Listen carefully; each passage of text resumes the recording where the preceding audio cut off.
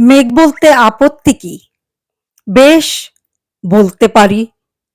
ছাদের উপর মেঘ দাঁড়াতো, ফুল পিসিমার বাড়ি। গ্রীষ্ম ছুটি চলছে তখন। তখন মানে কবে? আমার যদি 14, মেঘের 16-17 হবে। ছাদ থেকে হাতছানি দিত, ক্যারাম খেলবি? আয়। সারা দুপুর কাহাতুকার ক্যারাম খেলা যায়। সেজন্যই জোচ্চুরি হয়। হ্যাঁ, জোচ্চুরি হতো। আমার যদি 14, মেঘের 15-16 মতো। ঘুরিয়ে দিত জানত খেলা, শক্ত ঘুটি পেলে। জায়গা মতো সরিয়ে দিত আঙুল দিয়ে ঠেলে।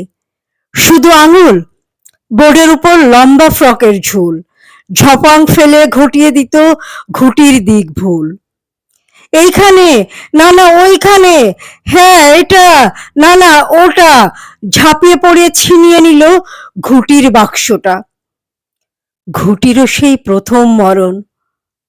প্রথম মরা মানে বুঝবি শুধু তারাই যারা ক্যারাম খেলা জানে। চলেও গেল কদিন পরে, মেঘ যেমন যায়। কাঠফাটা রোদ দাঁড়িয়ে পড়ল মেঘের জায়গায়। খেলা শেখাও, খেলা শেখাও, হাপিত্তিস কাক। কলসিতে ঠোঁট ডুবিয়েছিল, জল তো পুড়ে খাক। খাক হওয়া সেই কলসি আবার পরের বছর জলে। ভরল কেমন তোমায়? থামো, ওসব কি কেউ বলে? আত্মীয় হয়, আত্মীয় হয়, আত্মীয় না ছাই।